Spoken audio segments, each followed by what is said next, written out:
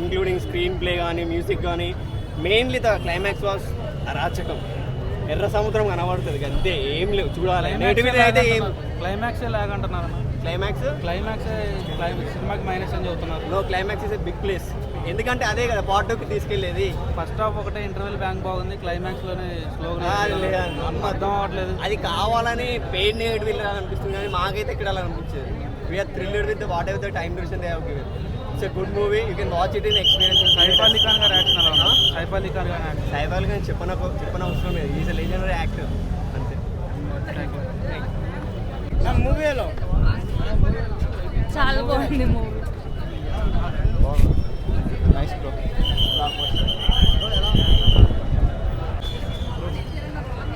కొంచెం నష్టంగా ఉన్నాడు బ్రో, అట్లయితేనే వాళ్ళు వస్తారు కదా.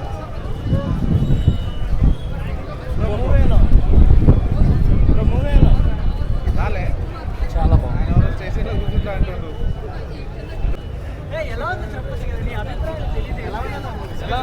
మేడం మూవీ అంటే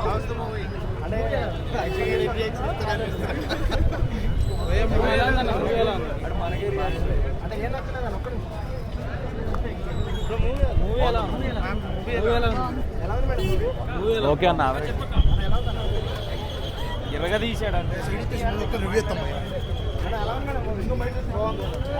నరికేహాడు అన్న సినిమా.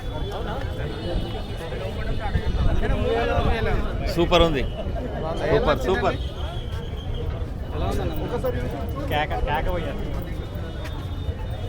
ఎలా ఉందన్న మూవీ?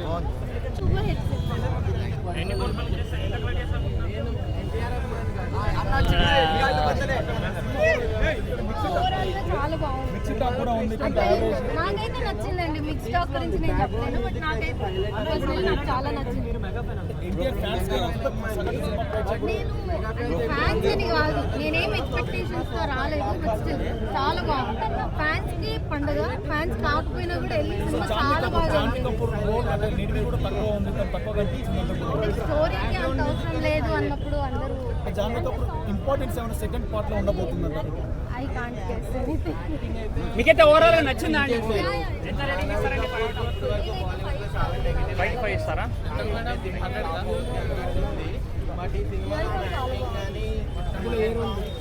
రెండు బాగున్నాయండి, ఒక్కటి నేను చూస్ చేసుకోలేను, రెండు చాలా బాగున్నాయి. ఫైట్ సీన్స్ అర్థమయ్యేలా చెప్పాలి. ఇప్పుడు మనకి దోశ ఆర్డర్ ఇచ్చి చట్నీ వేయకుండా దోశ తినేమంటే ఎలా ఉంటుంది. సో కొంచెం సినిమా అనేది ఎక్స్ప్లెయిన్ చేయాలి కాబట్టి కొద్దిగా స్టార్టింగ్ స్లో అనిపిస్తుంది.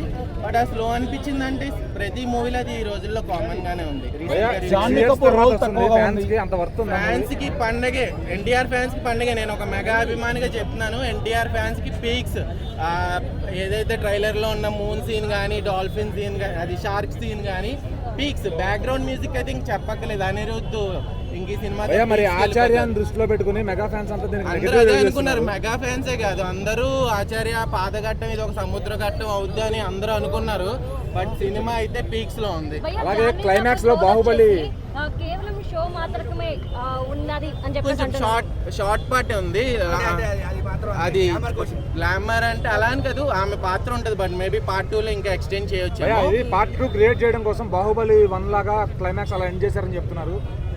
అదే పెద్ద ట్విస్ట్ ఉంది, నాకు అదే అర్థం కాలేదు. I don't want to reveal the scene. అంటే పార్ట్ 2 తీసేంత వర్త్ ఉందా ఈ మూవీకి? ఉంది, బట్ మెయిన్ క్యారెక్టరే ఇంక నేను చెప్తే అది ఇంకా అందరు ఇప్పుడే కదా మూవీ వద్దు అని చెప్పట్లేదు.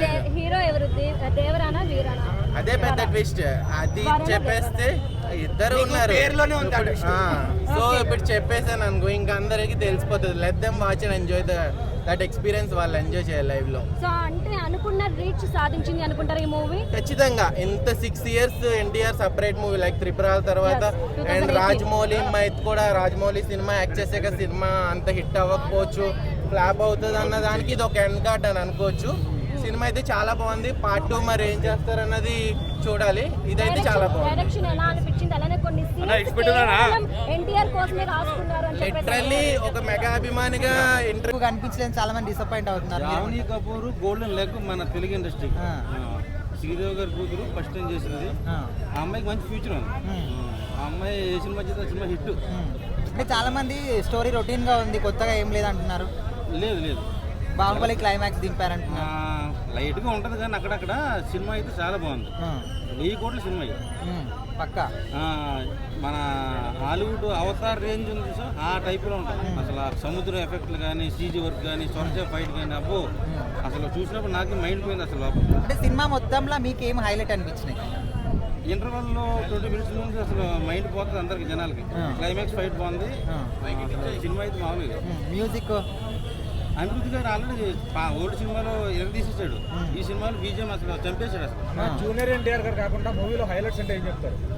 జాహ్నవి కపూర్ అండ్ శ్రీకాంత్ గారు, ప్రకాష్ రాజ్ గారు, సైఫ్ అలీ ఖాన్ గారు అసలు దెబ్బగా పోటీ పడ్డారు ఇద్దరు.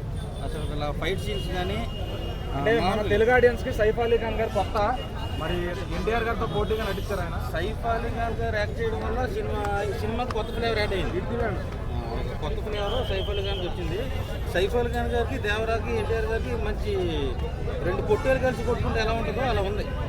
అలాగే అనిరుద్ధ్ గారు మ్యూజియంస్ వర్క్ ఎలా ఉంది? అనిరుద్ధ్ గారు బీజిఎం సినిమాకి హైలైట్ అండి, చాలా బాగా చేశాడు. లాస్ట్ టైం చూసుకుంటే జైలర్ ఉంది కదా, దాని అమ్మ మొగుడి సినిమా. బడ్జెట్ ఎన్టీఆర్ గారి నుంచి ఫైట్స్, డాన్స్లు ఎక్స్పెక్ట్ చేస్తారు, అవి ఏ విధంగా ఉన్నాయి? ఓవరాల్ గా సాటిస్ఫై చేసిన ఫ్యాన్స్? ఎన్టీఆర్ ఫ్యాన్స్కి అయితే పిచ్చి కోనుకోవాలండి. కాలర్ చింపేసుకున్నారు లోపల అసలు. అయ్యి బాబోయ్ మామూలేదు సినిమా. కూడా కనపడలే అట్లా లేదు ఈ సినిమాతో కొట్టాలి ఎవరు కంబ్యాక్ అని చెప్పుకోవచ్చు. స్టాండ్ అవుట్ అవుతాయి, స్టాండ్ ఎలోన్ ఉన్నాయి ఇవి మాత్రం. యాక్షన్ సీక్వెన్సెస్ గురించి మాట్లాడితే మంచి డార్క్ నైట్లో, ఓన్లీ వెన్నెల రాత్రిలో డిఓపి వర్క్ అసలు నాకు ఆ ఫ్రేమ్స్ ఇప్పటికీ మైండ్లోంచి పోవట్లే. Especially blood moon shot and shark fight sequences, ఈ 2 ఫైట్ సీక్వెన్సెస్ వేరు జనాల క్లారిటీ ఇచ్చేస్తున్నా. పూర్వ వైభవాన్ని ఖచ్చితంగా టెంపర్ నుంచి ఎక్కడైతే మనకి రీఎంట్రీ లాగా వచ్చిందో ఆయనకి హిట్స్కి సెకండ్ ఇన్నింగ్స్ అనుకోవచ్చు, అది ఖచ్చితంగా కంటిన్యూ అవుతుంది. RRR లాంటి మూవీ తర్వాత ఎలాంటి సినిమా తీస్తారు? రాజమౌళి గారి ఖర్చు ఒకటి ఉంది, ఇన్ని అనుకున్నారు, పైగా కొరటాల గారు కూడా దెబ్బపడున్నారు. ఏవి ఆలోచించకుండా డైరెక్టర్ గారిని నమ్మినందుకు, ఆయన్ని ఎన్టీఆర్ గారు నమ్మినందుకు కొరటాల గారు ఖచ్చితంగా న్యాయం చేశారు. ఆ యాక్షన్ సీక్వెన్సెస్, దానికి తగ్గట్టు అనిరుద్ధ్ గారు ఇచ్చిన బీజిఎం, అనిరుద్ధ్ గారు ఇచ్చిన songs, NTR garu dance, action sequences. Aravinda సమేతలో జస్ట్ కాఫీ పట్టుకొని వార్నింగ్ సీన్ ఇస్తేనే హై ఎక్కిపోద్ది మనకి. అలాంటిది ఇక్కడ కత్తి పట్టుకొని డైలాగులు చెప్తూ ఫైట్ చేస్తూ వార్నింగ్ ఇస్తుంటే ఇచ్చిన హైయే వేరు. దానికి తగ్గ లిరిక్స్, దానికి తగ్గ బీజిఎం పడింది. ఫియర్ సాంగ్ పార్ట్గా వస్తుంది ఆ ఫైట్ సీక్వెన్సెస్కి తగ్గట్టు. సో ఎన్టీఆర్ గారికి అనిరుద్ధ్ గారు మంచి తోడు జరిగింది. నాకు బెస్ట్ సీన్ అని మాత్రం 2 ఉన్నాయి, నేను అందులోంచి బయటికి రాలేకపోతున్నా.